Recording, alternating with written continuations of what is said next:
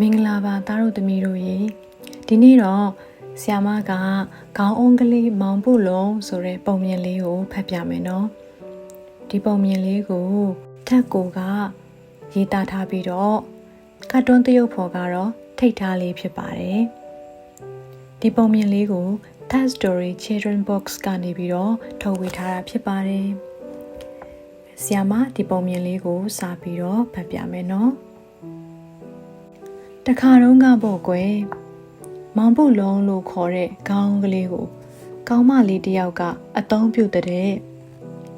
ကောင်းမလေးဟာခေါင်းကလေးမောင်ပုလုံးကိုသိသဘောကျတယ်အိတ်တဲ့အခါမှာလဲခေါင်းကလေးနဲ့စာချက်ရင်လဲခေါင်းလေးပေါ်မှာ TV ကြည့်ရင်လဲခေါင်းလေးပါတယ်ခေါင်းကလေးမောင်ပုလုံးသိပျော်ခဲ့တာပေါ့ဒါပေမဲ့နှစ်တွေအတော်ကြာလာတဲ့အခါကောင်မလေးလည်းအရွယ်ရောက်သွားခဲ့ပြီ။ခေါင်းကလေးမောင်ပုလုံးလည်းဟောင်းသွားခဲ့ပြီ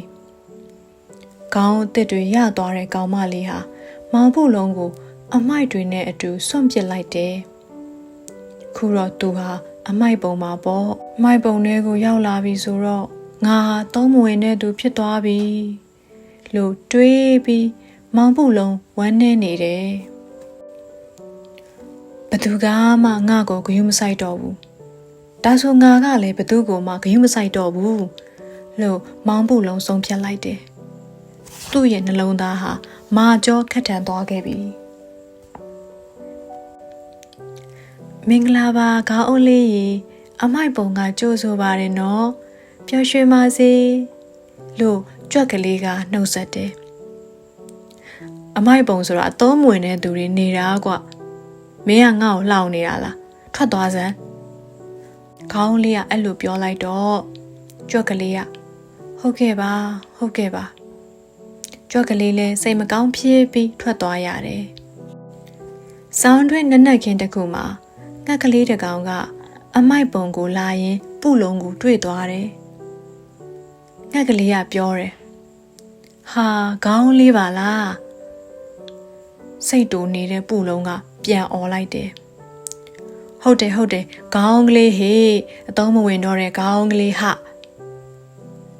အဲ့လိုပြောလိုက်တော့ငှက်ကလေးပြန်ထွက်သွားတယ်နောက်တစ်ရက်ကျတော့ငှက်ကလေးဟာငှက်မလေးတစ်ကောင်နဲ့အတူပြန်ရောက်လာတယ်သူ့ကိုတိတ်ဆိတ်ဝင်စားကြတာပဲခေါင်းကလေးပူလုံးစိတ်တူလာပြီခေါင်းကလေးရှင်ကျမတို့နဲ့လိုက်ခဲ့ပါလားလို့ငှက်မလေးကပြောတယ်ပုလုံးကပြန်ပြောလိုက်တယ်အသုံးမဝင်တဲ့စွန့်ပစ်ပစ္စည်းဟာဘယ်နေရာရောက်ဘာထူးမှမလို့လဲငှက်ဖိုလေးနဲ့ငှက်မလေးဟာခေါင်းကလေးကိုနှုတ်သီးနဲ့ကိုက်ချီသွားကြတယ်ရောက်ချင်တဲ့နေရာရောက်ပါစေကွာဆိုပြီးပုလုံးကတော့ဂရုမစိုက်ပါဘူးပူလုံးအံ့ဩသွားတယ်။သူဟာတစ်ခေါင်းပေါင်းငှက်တိုက်လေးတွေရောက်လာပါလား။ငှက်ဖိုးလေးရဲ့ငှက်မလေးရဲ့ငှက်သားသမီးလေးတွေလည်းအများကြီးပဲ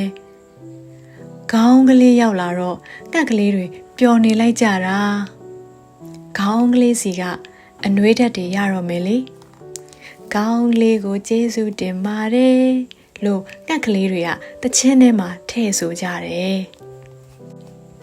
ဘယ်လိုနေရာပဲရောက်နေပါစေသူတို့ဘာစိတ်ချမ်းသာပျော်ရွှင်အောင်အကျိုးပြုနိုင်တယ်ဆိုတာပုလုံးနားလည်သွားခဲ့ပြီ